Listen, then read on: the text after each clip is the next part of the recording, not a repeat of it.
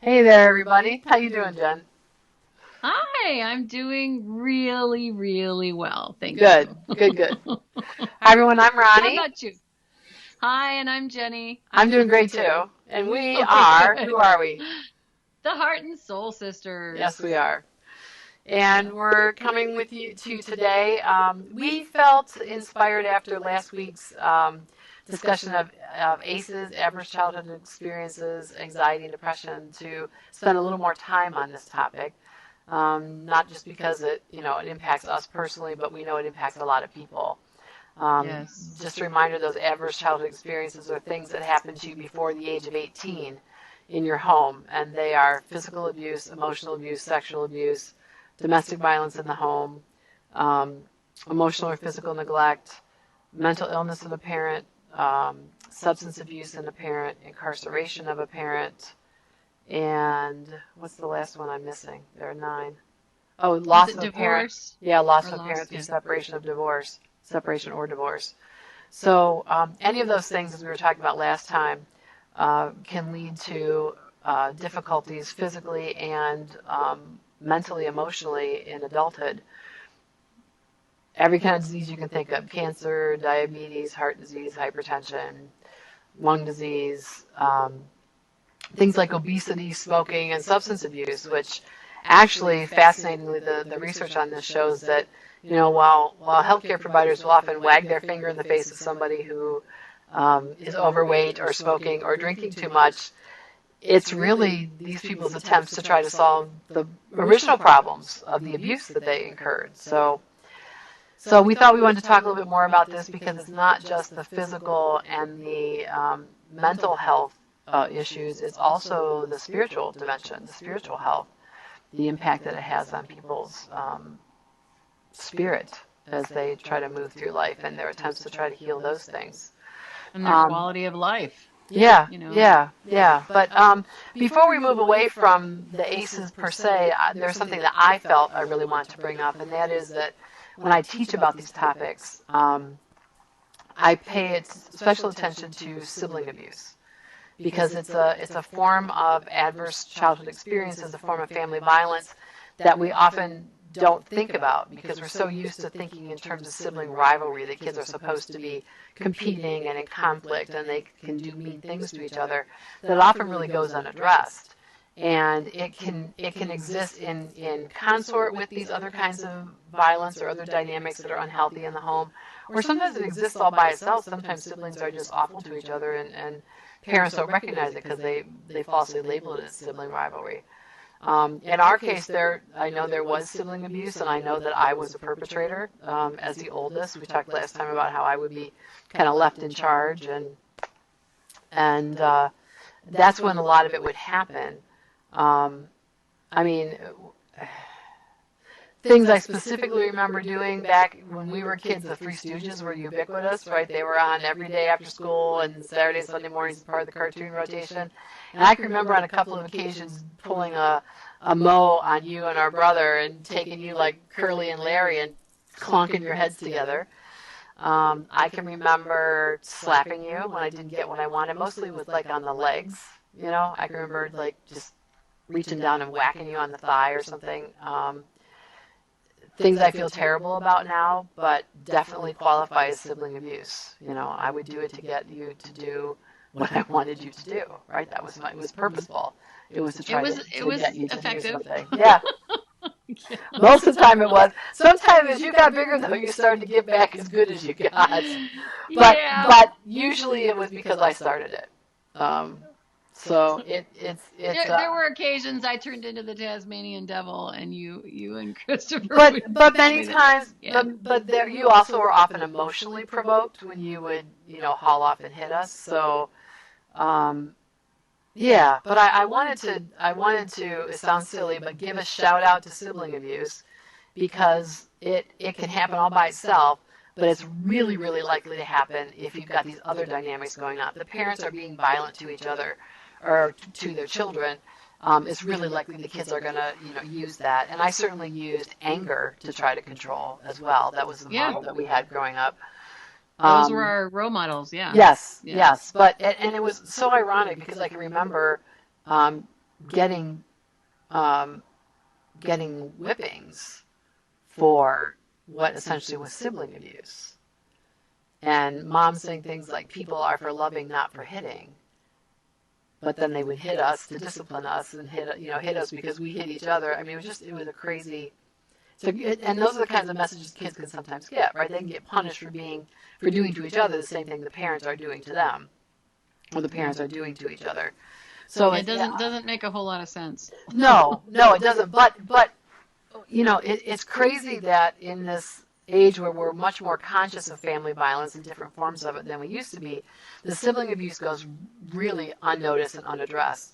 It is the most common, it is the most damaging, and is the least understood form of family violence. We have very little research on sibling abuse. The research that we do have those shows that a lot of it that the after effects, right, the consequences, the negative consequences of being abused by a sibling are in many cases worse than the consequences of being abused by a parent. And the abuse runs the same gamut, right? Emotional, physical, sexual abuse can take place between siblings. And so it's something that I just felt like I wanted to name while we're having this conversation, because I know there are people out there who've experienced it, and maybe they were told when they tried to speak up that they were tattling. You go work it out with your sibling. You go figure it out. Don't bother me. Parents often don't know how to address it, don't take it seriously, don't address it effectively, and kids can really, really suffer. So I wanted that to be an addendum to the average child experience. It's not just what parents do to kids and what happens between parents, it's what kids do to each other that we excuse in the name of, quote, sibling rivalry.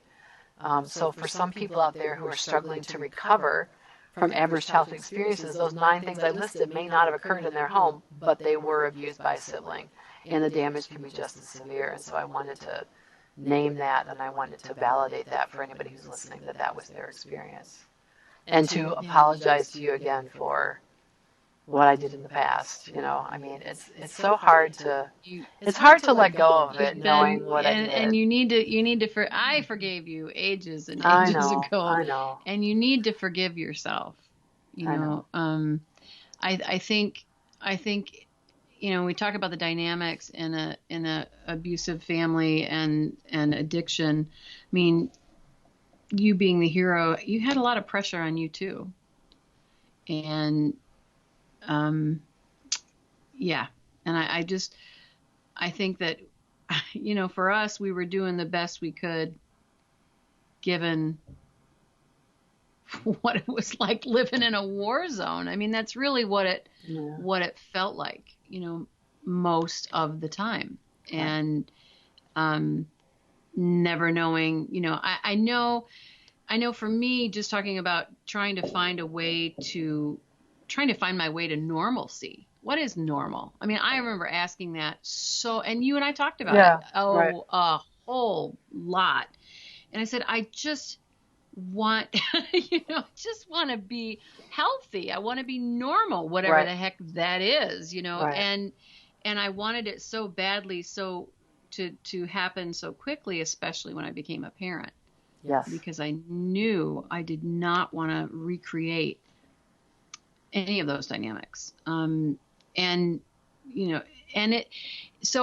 went through the phase for years. My husband what attracted me to Matt was that he was so gentle, so kind, so loving, and so strong in his faith. And to me, that strength in his faith was very attractive, because we grew up with, kind of Quasimodo, sort of Catholic. We stopped going to church regularly after my first communion, kind of interestingly at, in second grade. Then we became really sporadic, and Dad was into occult and reincarnation and mediums, and he would have mediums come and do readings at the house with, and us kids were present. Dad got into the Ouija board for a while and wanted to win a lot of money using the Ouija board to get numbers. And I mean, there's just all kinds of it was really truly just a Quasimodo sort of. We joke now about, it was the church of what's happening now, sort of Right. was whatever was going on at home was what, and mom went along with it. Whatever dad said was okay, that's good. It was kind of a convoluted, strange, interesting, and confusing Right. upbringing. And so I really, my husband seemed really, really steady and solid, and that was really appealing to me at the age of 20. And we've evolved through the years, but so I went through a lot of years of just really throwing myself into the Catholic faith and really going on retreats and contemplative retreats to the Abbey of Gethsemane, and had some really beautiful and amazing experiences in those silent retreats, and I struggled at times with praying the rosary, and I realized, giving a talk for a marriage weekend with my husband one time, that we were talking about family dynamics, and we had already separated and contact from our parents and brother at that point. And I realized why it was so difficult for me to pray the rosary, especially the sorrowful mysteries, because we were stripped of our clothes and we were whipped with leather belts. And I remember the welts and bruises on my brother, seeing them on my brother. And I realized in that talk, as we were working through our talk, it was so difficult for me to share that, but it was a huge aha moment for me. And that's why I struggled with that particular phase, or that particular form of prayer. And so I went to different churches too, different healing services through the years, trying to find a way to heal from this depression that would come over me and just stay. And it didn't seem to have any pattern to it. Definitely, sometimes life stresses would trigger it. The death of Matt's father, his cancer, and then the death of his father, and different things through the years. But I got to a point where I realized that the counseling took me so far, and the prayer services and the healing services and all that took me so far, but it only took me so far. And I knew that there was more spiritual healing for me, because I wanted to get past the point. I knew that when the holidays came around, for example, I was struggling. Yeah. I was really struggling, and I had everything to be happy about, in terms of I had this loving and supportive, wonderful husband who walked through all of this with me. And I had these 4 just really beautiful, amazing kids. And still I struggled with this depression. And it was really hard to talk about it, and then all the dark thoughts that would go with it for me. Right. And so, I thought, God, I've been asking for years to be healed from this, and this is as far as I've gotten. And so I'm like, there's got to be more. And that was what kind of prompted me to look for, what other ways can I heal this energetically? How can I get past this point of just surviving? And I didn't want to continue defining my life by What my happened childhood. to me? Right. What happened to me? I didn't want to identify myself as a survivor. I didn't like that. I didn't like that definition or that label anymore. And I'm like, okay, I want to get to the point of that little girl with the long curly hair that used to dance around and felt like she was on top of the world. I mean, I had some brief memories of those moments when I was little, when I felt like I could do anything, hot damn. I'm on it, man. And I'm like, that little girl is in there somewhere, energetically, that soul is in there. And there's nothing wrong with my soul. I've just been beat down a little bit, in this life. And I'm like, okay, right. How do I get back? How do I get to that point of joy and living in the moment? And that is where, that question, going back to that question Dad always asks us, what the hell's the matter with you? Exactly. It's like, well, that question is, I think, stuck in the back of my mind. It's like, okay, what the hell's the matter with me? Why can't I get to that place of joy and living this life for the moment and being present in the moment? And that is where the seeking of, and these are other topics we can talk about later, but Reiki healing. And I remembered my experience when I was in graduate school at Vanderbilt, and my instructor was a Reiki master, and she in community health, and she offered as part of our a demonstration on Reiki healing. And I had such a profound. None of the other 9 classmates wanted. They're all like, I don't know what this is. I'm not. And I'm like, sign me up. I'll be your guinea pig. And I had such a profound energy release during that healing session that years later, I kept thinking, I want to go look into this more when I have time, when it's on my bucket list of when I have time, I'm going to go do this. So, and that finally came about, I think right around the time, shortly after our parents, they were reaching out to you and for that brief period. And then they let you know that they were planning to move up to this tiny little town where I'm living. Right. And at that time I went through, wow. I was like, no, I thought this was in the past. I thought I was going to be free of this. And now they're bringing it to this little, microscopic, this, there's going to be no escape. Yeah, there's going to be no escape in this tiny little town, and everybody's going to know my business, at least their side of my business. And I'm a very private person. Except for this podcast. Except for what I'm doing right now. Oh my God. Right? Which is terrifying in its own way. But totally counterintuitive to the way I've lived my life up to this point. But but to really, that's crazy, I know. But when I found out they were coming and you were like, okay, that's it. They're just using me, Jenny, to get information and to try and to use against you. So I'm done. I'm done. Yeah. And it was around that time that I developed, besides the extra weight that I've played with, been carrying, hiding. I think part of me it's been an insulator for me. I mean, a physical insulator. That's a common thing actually with ACEs. Yeah. And I've read all kinds of books on that too.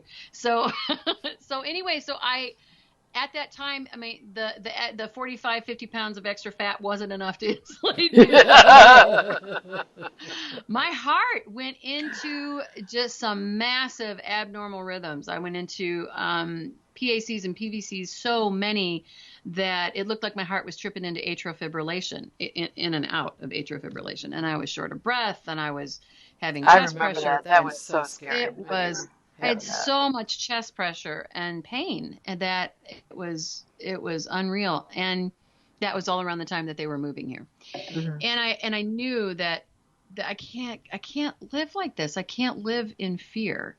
And so it was within that same time frame that I decided, okay, I'm gonna go to Reiki training, and that's it. I've been thinking about this for years.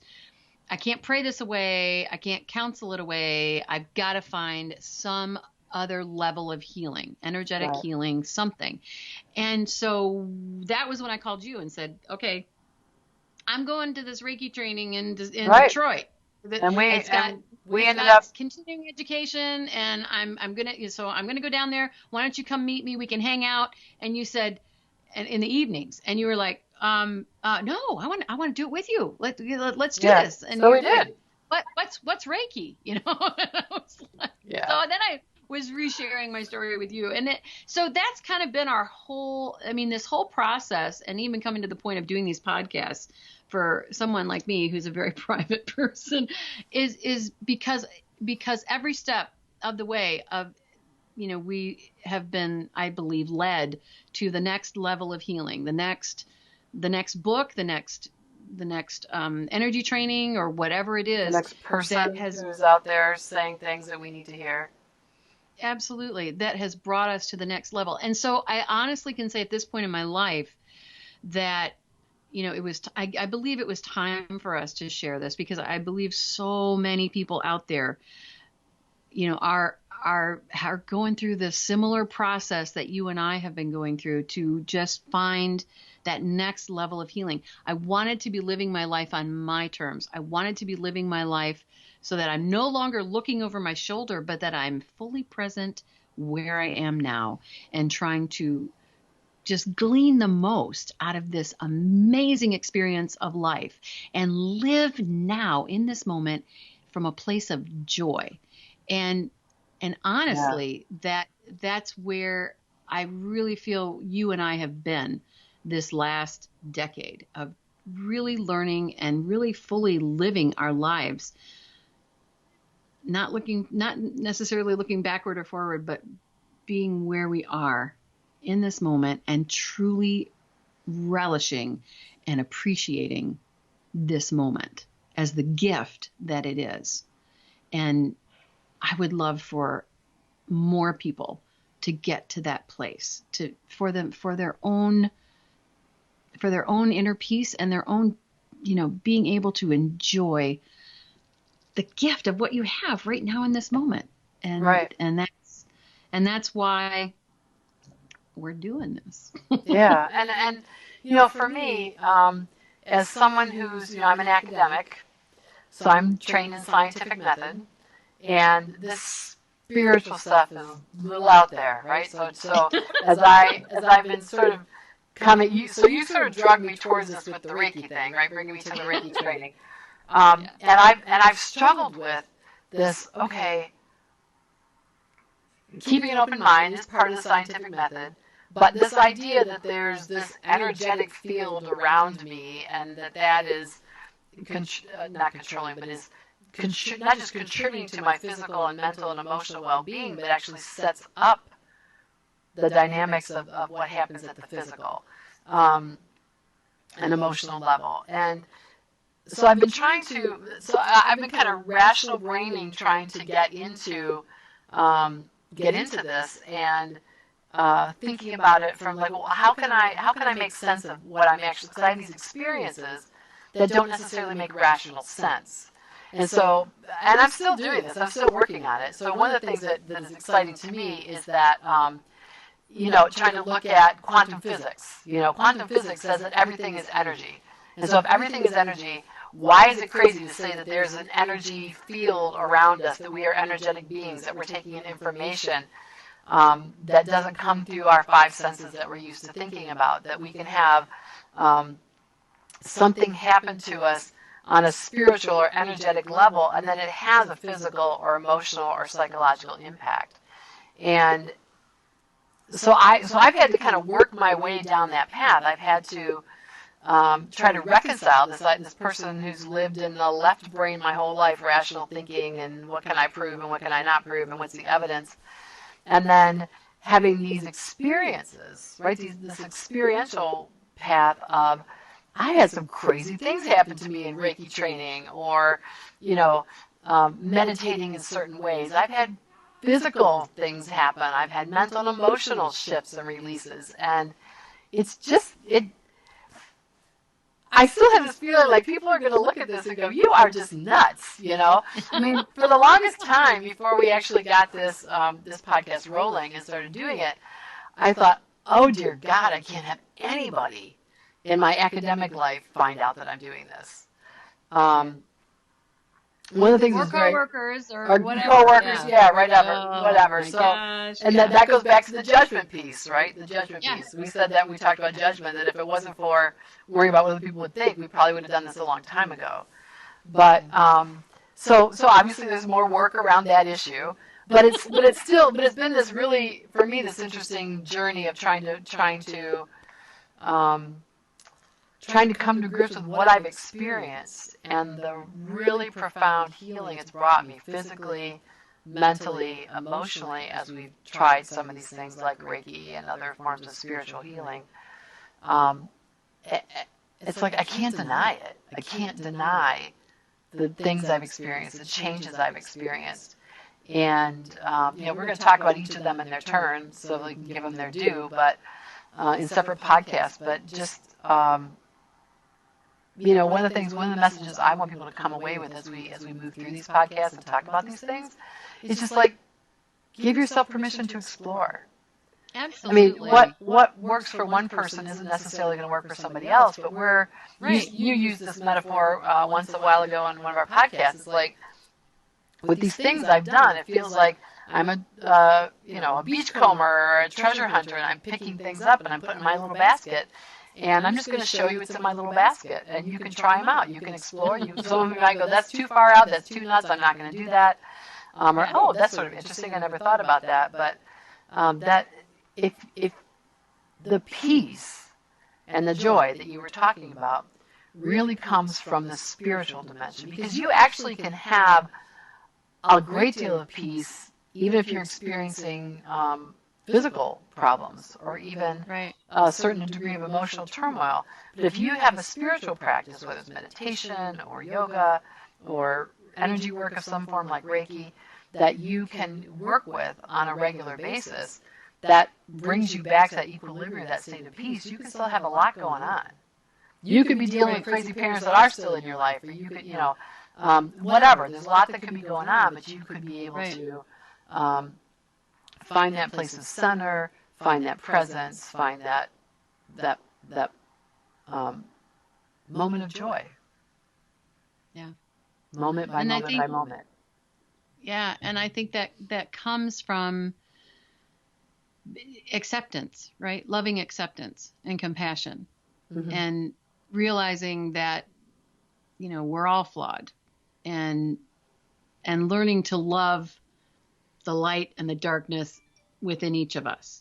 Just like, I think we've talked about this before, but we truly do love and care for our parents and our brother. It's just we just are not willing to step back into the abuse. And that's because we love and value ourselves equally now, right?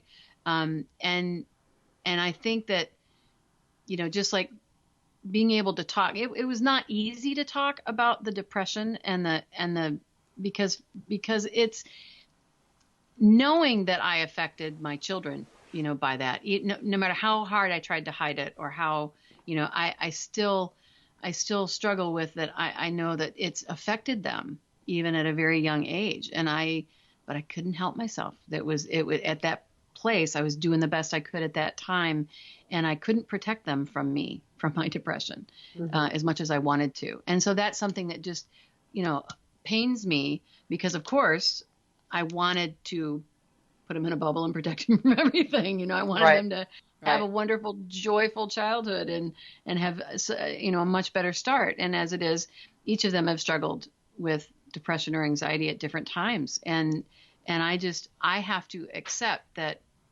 I didn't fail them. This is just part of the human experience for all of us. And I just need to love them as much as possible. And that's kind of what this is for me, is loving and accepting each of us for our beautiful imperfections, right? We're perfectly imperfect. Our souls are perfect. There's nothing wrong with the souls, but we are beautifully flawed in this physical form, and learning to send love and compassion to all of those parts is what's freeing. That's what helps us to I think to just embrace all of who we are, and that's what actually helps us to heal so much more quickly. Well, and embracing all of what others have to offer us. We could certainly tell some scary stories about what happened to us in our childhood, but we also can tell some good stories, right? We have some. There are times when my mother said or did things that were very helpful and supportive, even into adulthood. There were some times we had as a family where we had a good time and we laughed, And I've told those stories all of my daughter's childhood, so that I never wanted to suppress that. I never wanted her to think that it was all terrible, it was all bad, but it was bad enough, and it was continuing to be bad. And that's a problem. And as you said, I finally got to the point where I loved and respected myself enough, and I was worried about my daughter's future and recreating the patterns for her, that I said, I can't do it. You're not willing to change, meet me halfway, even talk about this honestly. I can't stay in this relationship. But sort of embracing what is. And as you said, loving and respecting yourself enough to discern, what do I need to do to honor myself now and to be the most loving person I can, to be as what I think we are as a being of light, right? Try to be that beacon for ourselves and for other people. And it doesn't matter what kind of start you had, you're still capable of doing that, of finding that soul, that joyful child is still there, that light is still there. It just needs to be shined up a little bit, perhaps. And, just keep going until you figure out exactly how to do it. That's what I would say. Yes, I agree, 100%. Maybe that's a good place to stop. I think so. So hopefully this has been a little bit of hope after talking about the pains of the past, the wounds of the past. It's a process that we're all working through, or a journey that we're all on. Yeah. And we're here to help each other and support each other. And so we hope that if anything has helped you, or if you have any topics that you would like us to talk about in the future podcasts, we would love to hear from you. So please do reach out. Absolutely. You can find us on Facebook, Instagram, and YouTube. And right at the beginning of our video here is all the ways to connect with us. So signing off for now. Wishing you and sending you love and so many, many blessings. So many you can't count them. That's right. Till next time. Bye-bye.